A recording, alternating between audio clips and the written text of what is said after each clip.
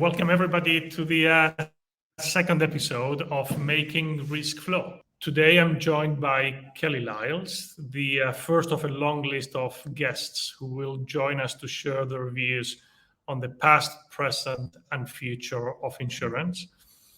Kelly brings a wealth of knowledge in insurance, having held chief executive roles at companies like AXA-XL, XL Catlin, and AIG. Some other interesting facts about Kelly: she's a mother of 3 boys, lived in Europe longer than she lived in the US, but managed to keep her original US accent.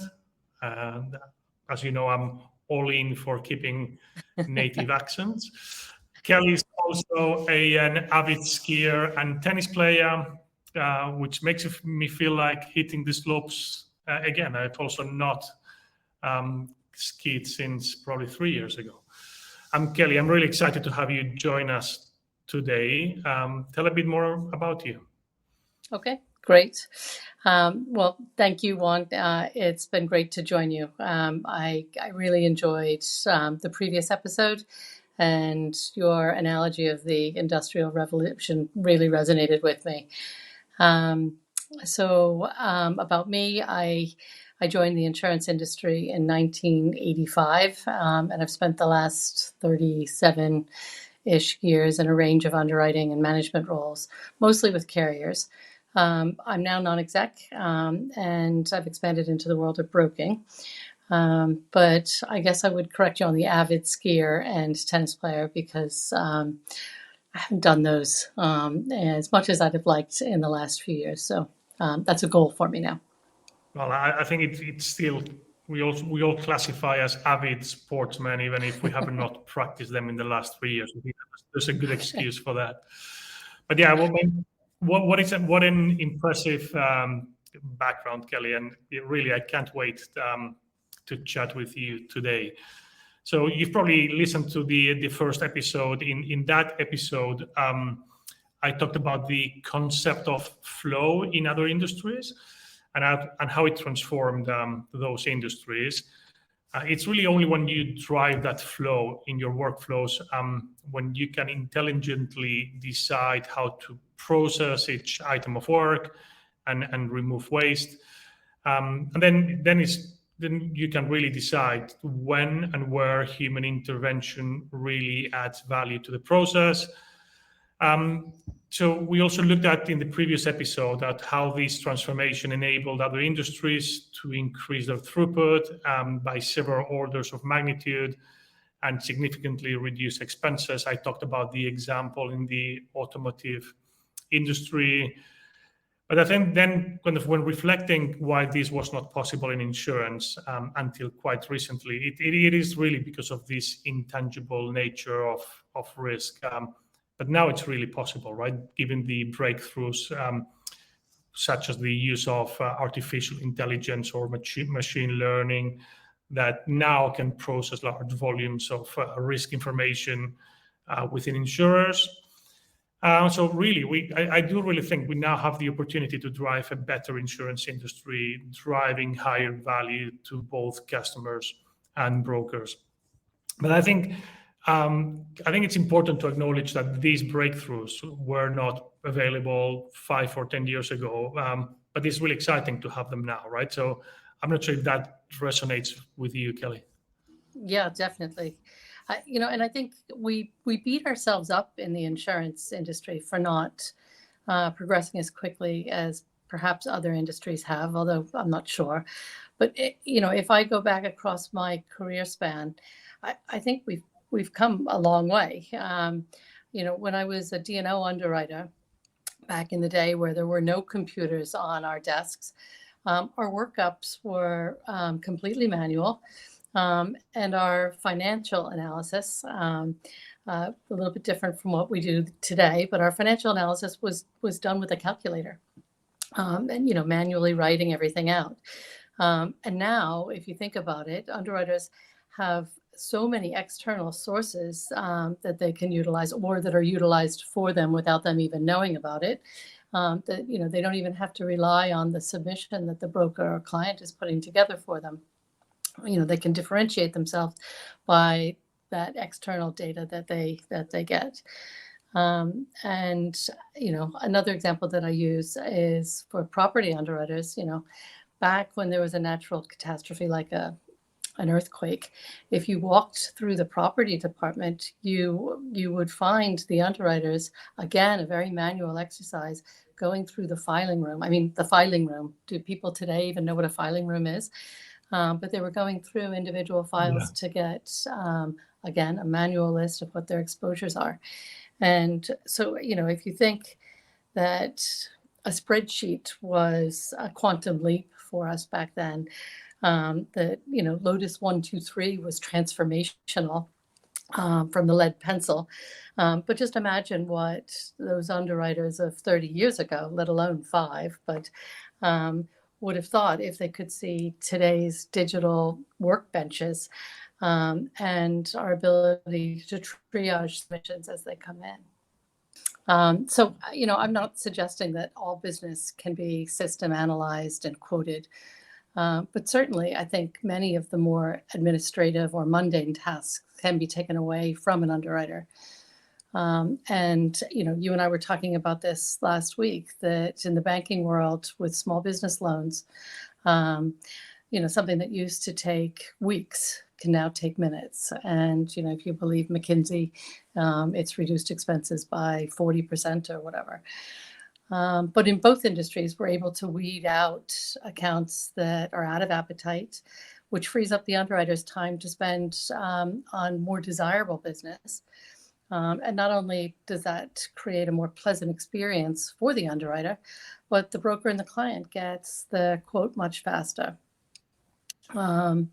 And the company, gets quite a positive hit on their expense ratio as well.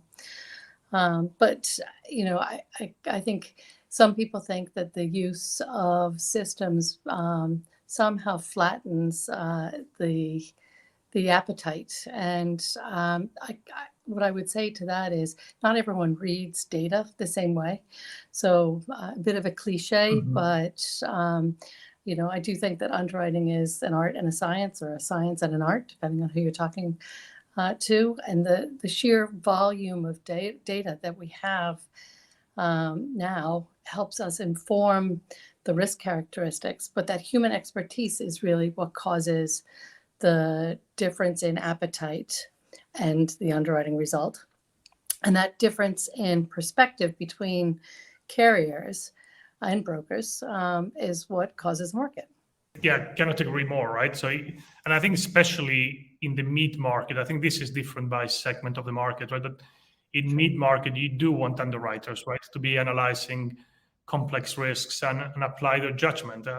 I think in my mind, probably the trick is twofold, right? Is how do you make sure underwriters are only working on valuable risks and they are not having to be wasting their time with low value or out of appetite opportunities.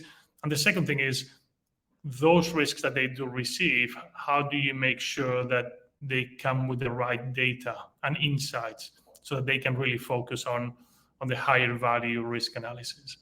And I think that is the real transformation in insurance, right?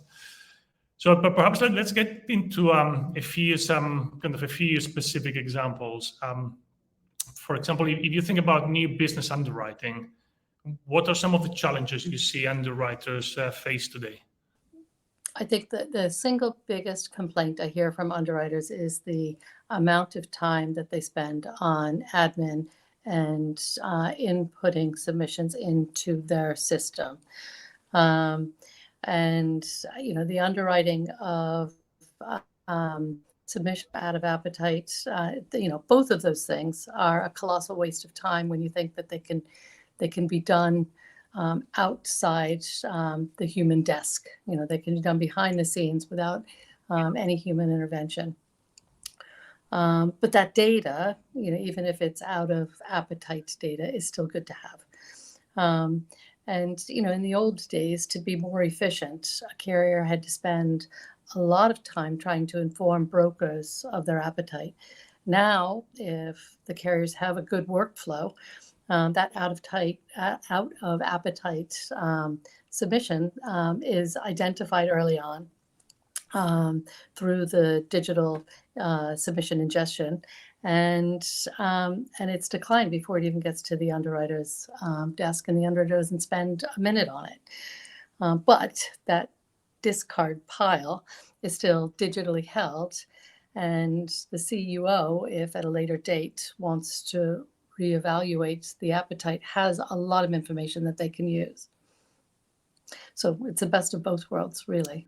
I agree that actually we see, I mean, you mentioned the challenge of the kind of the out of appetite, and that's something that we see as a pain point in many of our clients, right? With most of them actually seeing over 60% of the submission flow being declined because it's out of appetite, or it's not aligned with their underwriting strategy, and that is a huge issue, which we are seeing. It only becomes worse in a hard market like the current one.